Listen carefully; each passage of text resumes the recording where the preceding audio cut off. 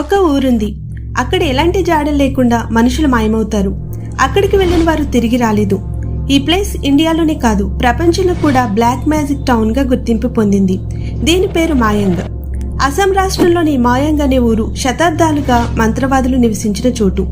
ఈ ప్లేస్ లో ఉండే కొంతమంది ఏం చెప్తారంటే ఒక్క మంత్రంతో మనిషిని మాయం చేయొచ్చని. ఇంకా ఇక్కడ పాతకాలంలో మనుషుల్ని పశువులుగా మార్చే విద్య ఉందని అంటారు. కానీ ఇవన్నీ కథలేనా?